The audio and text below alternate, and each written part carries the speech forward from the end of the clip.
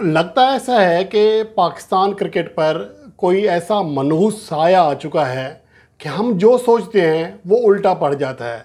बज़ाहिर अच्छी दिखाई देने वाली चीज़ें या फैसले उल्टे पड़ जाते हैं। पाकिस्तान क्रिकेट बोर्ड की जो पॉलिसी है या टीम मैनेजमेंट की, उसके ऊपर हम तनकीद करते हैं, लेकिन अगर हम अपने गिरबान में झांकें तो बाज़ औक़ात हमारे अपने अंदाज़े भी गलत साबित हो रहे हैं। हम कह रहे थे कि नसीम शाह को बिल्कुल ड्रॉप नहीं करना चाहिए था, लेकिन आज खुर्रम शहजाद ने 6 विकेटें हासिल करके साबित कर दिया कि उनकी सिलेक्शन सही थी। लेकिन दूसरी जानिब पाकिस्तान टीम के ख़िलाफ़ आज जो एक रिकॉर्ड साज शराकत बनी, जो कि इससे पहले 150 साला टेस्ट हिस्ट्री में कभी नहीं हुई है। इस मुश्किल सूरत हाल में इतनी बड़ी शराकत कभी कायम नहीं हुई है। इसमें क्या हम अपने बॉलर्स को उसका कसूरवार करार दें, या बांग्लादेश के जो बैट्समैन हैं लिटन दास, मेहदी हसन मिराज जो कि स्पिनर हैं बेसिकली, क्या उनकी आला बैटिंग को दाद दें, या फिर हमारी कैप्टेंसी को हम बुरा भला कहें? ये वो चीज़ है जिसके ऊपर हम बात कर सकते हैं।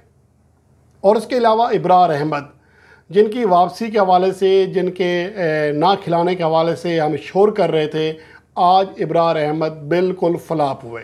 उस विकेट पर जहां पर सलमान अली आगा जैसा पार्ट टाइम स्पिनर 2 विकेटें हासिल करने में कामयाब रहा, वहां पर इब्रार अहमद को कोई विकेट नहीं मिल सकी है। पाकिस्तान टीम गो के आज बड़े शानदार अंदाज में पहला सेशन ख़त्म करने में कामयाब रही थी, ख़ास तौर पर जब 5.3 ओवर्स में सिर्फ 12 रन देकर पाकिस्तान ने 6 विकेटें हासिल कर डाली थी। तो लगता ऐसा था कि शायद हरीफ टीम 50 रन तक भी नहीं पहुंच पाएगी। लेकिन इस मौका पर जो बैटिंग दिखाई है लिटन दास ने और मेहदी हसन मिराज ने, उसकी जितनी तारीफ़ की जाए कम है। दोनों ने 165 रन की शराकत कायम की है, जो कि एक तारीख़ है। आज तक ऐसा नहीं हुआ था कि कोई टीम 30 रन तक पहुंचने से पहले अपनी 6 विकेटें गंवा दे और उनकी जानिब से इतनी बड़ी शराकत 165 रन की शराकत कायम हो जाए। ऐसा पहले कभी नहीं हुआ था। दर हकीकत ये सिर्फ दूसरा मौका है कि ऐसी सूरत हाल, यानी कि 30 रन से पहले 6 विकेटें गिरने के बाद 7वीं विकेट पर कभी सेंचुरी शराकत कायम हुई हो। इससे पहले 2021 में श्रीलंका के ख़िलाफ़ वेस्टइंडीज़ की जोड़ी ने यह कारनामा ज़रूर सर अंजाम दिया था, लेकिन वो इतनी बड़ी शराकत नहीं थी, सिर्फ 100 रन की थी। जबकि आज लिटन दास ने और उनके साथी बैट्समैन जो मेहदी हसन मिराज हैं, उन्होंने 165 रन की शराकत कायम की है, तारीख बदल डाली है। और इसमें पाकिस्तान के बॉलर्स को भी जाता है क्रेडिट कह लें कि उन्होंने इतनी ज़्यादा लंबी बैटिंग करने दी। उनको प्रेशर में होने के बावजूद वो पाकिस्तान के ख़िलाफ़ रन्स करने में कामयाब रहे। लिटन दास ने ये दूसरी सेंचुरी स्कोर की है पाकिस्तान के ख़िलाफ़, और पाकिस्तान वाहिद टीम बन गई है जिसके ख़िलाफ़ लिटन दास ने 2 सेंचुरियाँ की हैं। इसके अलावा न्यूजीलैंड और श्रीलंका के ख़िलाफ़ वो एक सेंचुरी टेस्ट फॉर्मेट में बना चुके हैं, और ये 2022 के बाद उनकी पहली सेंचुरी शराकत है। यानी हम किसी भी आउट ऑफ जो फॉर्म बैट्समैन है, चाहे बैट्समैन हो चाहे बॉलर हो, उसको फॉर्म में ले आते हैं अपनी नाक़िस पॉलिसी की वजह से। लगता ऐसा है कि शान मसूद कोई ज़्यादा ही रिलैक्स कर गए थे जब 26 रन पर बांग्लादेश की 6 विकेटें गिर गई थी, और उसका खमियाजा हमें भुगतना पड़ा।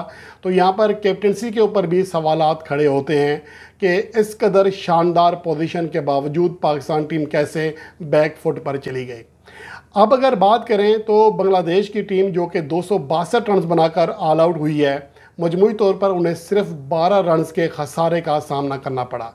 जो टीम एक बड़े स्कोर के पीछे 26 रन पर 6 विकेटें गंवा चुकी थी, उसे लगता ऐसा था कि शायद बहुत बड़े मार्जिन से उन्हें खसारे का सामना करना पड़ेगा, लेकिन ऐसा बिल्कुल नहीं हुआ, और लिटन दास और मेहदी हसन मिराज इसकी बड़ी वजह हैं। आज अगर देखा जाए तो इन दोनों बैट्समैनों ने शानदार खेल पेश किया। शानदार खेल इसलिए पेश किया कि लिटन दास ने 60 से ज़्यादा स्ट्राइक रेट से बैटिंग की। 138 रन में 13 चौके और 4 छक्के शामिल थे। उनकी अटेंशन वाज़े थी, वो मैच को फैसला कौन बनाना चाह रहे हैं, वो मैच को ड्रा की जानिब नहीं लेके जाना चाह रहे, हालांकि वो मुश्किल हालात में बैटिंग कर रहे थे। इसके अलावा मेहदी हसन मिराज ने लगभग 62 के स्ट्राइक रेट से बैटिंग की, 12 चौके और एक छक्का लगाया, 78 रन बनाए। और पाकिस्तान के बॉलर्स की अगर बात करें तो आज दाद देना पड़ेगी पाकिस्तान के खुरम शहजाद को, जिन्होंने 90 रन देकर 6 विकेटें हासिल की। मीर हमजा ने 2 विकेटें हासिल की और मोहम्मद अली ने, जिन्हें सिर्फ 7 ओवर्स कराया गया, वो कोई विकेट हासिल नहीं कर सके। इब्रार अहमद से सबसे ज़्यादा 31 ओवर्स कराया गया, किसी और बॉलर से 21 ओवर से ज़्यादा नहीं कराया गया। तो यानी कि तमाम बॉलर्स ने इब्रार अहमद के मुकाबले में कम से कम 10 ओवर्स कम कराए, लेकिन इसके बावजूद इब्रार अहमद एक भी विकेट हासिल नहीं कर सके। ये बहुत बड़ा सवालिया निशान है। मुसलसल दूसरी इनिंग्स है जिसमें इब्रार अहमद कोई विकेट हासिल नहीं कर सके हैं। तो इस हवाले से जो टीम मैनेजमेंट का फैसला था पहले टेस्ट मैच में इब्रार अहमद को ड्रॉप करने का, अब उसे उतनी ज़्यादा तनकीद का निशाना नहीं बनाया जा सकता जितना कि हम बना रहे थे। और उसके अलावा फिर जब पाकिस्तान की बैटिंग आई है तो वही सूरत हाल सामने है। अब्दुल्ला शफीक साहब लगता ऐसा है कि वो जाते हैं सिर्फ आउट होने के लिए। 10 गेंदें खेली, पिछली इनिंग्स में 6 गेंदें खेली, रन्स उनसे हो नहीं रहे हैं। हमने मोहम्मद हुरैरा को साइड लाइन पे किया हुआ है, साहबजादा फरहान जिनसे पाकिस्तान की डोमेस्टिक क्रिकेट में शानदार परफॉर्मेंस दी हुई है, उनको साइड लाइन किया हुआ है। अगर हम अब्दुल्ला शफीक की पाकिस्तान की डोमेस्टिक क्रिकेट में परफॉर्मेंस देख लें तो कुछ भी नहीं है, कुछ भी नहीं है उनकी परफॉर्मेंस। पाकिस्तान के लिए जब वो T20 इंटरनेशनल डेब्यू किया था तो 0 पे 0 पे 0, 3-0 पे 3 बार 0 पर आउट हुए थे। और पाकिस्तान के लिए उनकी जो कारकर्दगी है वो सबके सामने है। उनकी कारकर्दगी में कहीं से भी तसलसल दिखाई नहीं देता, लेकिन इसके बावजूद अब्दुल्ला शफीक के ऊपर बार बार मेहरबानी की जा रही है। शायद ये पाकिस्तान की टीम मैनेजमेंट को या नादीदा क़ुव्वतों को ज़्यादा पसंद है। ये बैट्समैन, इनके अंदर एक ऐसी सलाहियत है जो कि सामने नहीं आ रही है लेकिन कुछ लोगों को दिखाई दे रही है। अब ना जाने वो कौन सी सलाहियत है, लेकिन अब्दुल्ला शफीक बहरहाल नाक़िस कारकर्दगी के बावजूद बार बार मौक़े हासिल कर रहे हैं। अब देखना यह है कि इंग्लैंड के ख़िलाफ़ सीरीज़ में क्या अब्दुल्ला शफीक को कंटिन्यू किया जाएगा, क्योंकि ऐसे पहले बहुत सारी मिसालें ऐसी हैं। आबिद अली बेचारे दिल के मर्ज़ में मुब्तला हुए, उसके बाद उनका कम बैक नहीं हो सका। वो आखिरी टाइम पे फॉर्म में थे जब वो पाकिस्तान के लिए खेल रहे थे, उनका कम बैक नहीं हो सका। अब्दुल्ला शफीक को नाकामियों के बावजूद तवातर के साथ मौके दिए जा रहे हैं, लेकिन वो नाकाम दर नाकाम है। अब कल का दिन है, इसमें बाबर आजम का भी बहुत बड़ा इम्तिहान है। बाबर आजम जो कि 2023 से एक भी 50+ इनिंग्स नहीं खेल सके हैं, उन्हें कल प्रूफ करना पड़ेगा, वरना इंग्लैंड के ख़िलाफ़ उनकी टीम में जगह शायद ना बन सके। गो कि पाकिस्तान के सेलेक्टर्स शायद ऐसा ना सोचें, लेकिन मेरे ख्याल में फिर बाबर आजम को भी ड्रॉप करना बनता है अगर उनकी परफॉर्मेंस ऐसी ही रहती है। तो ये वो चीज़ें हैं। और कल पाकिस्तान के लिए जो खेल है वो अच्छे खेल का मुजाहरा करना पड़ेगा ताकि मैच को मुकाबला साज बनाया जाए। लेकिन अहम बात यह है कि क्या कल मैच हो सकेगा। कल के जो वेदर की रिपोर्ट है वो ज़्यादा बेहतर नहीं है।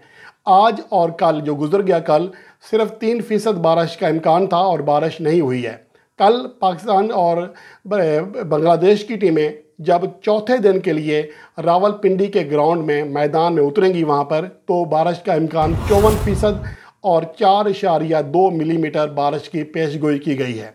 यानी कि जो पहले 2 दिन थे उसमें 41% बारिश का इम्कान था, लेकिन इतनी बारिश हुई कि पहले दिन खेल ही नहीं हो सका था।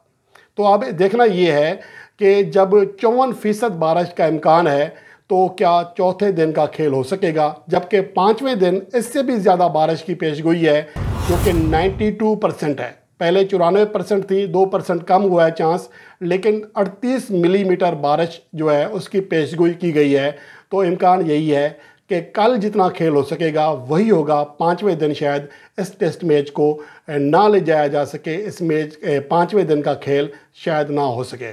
इसलिए इस मैच का नतीजा निकलना पाकिस्तान टीम के लिए बहुत बड़ा टास्क होगा, ख़ास तौर पर पाकिस्तान के बैट्समैनों के लिए, क्योंकि आज जिस तरह बांग्लादेश ने 26-6 की सूरत हाल से निकलकर 262 रन बनाए हैं, तो उससे वो साबित करने में कामयाब रहे हैं कि उनके खिलाफ आप छोटा टारगेट देकर ये नहीं सोच सकते कि आप उन्हें हरा देंगे, उन्हें जल्दी ऑल आउट कर देंगे।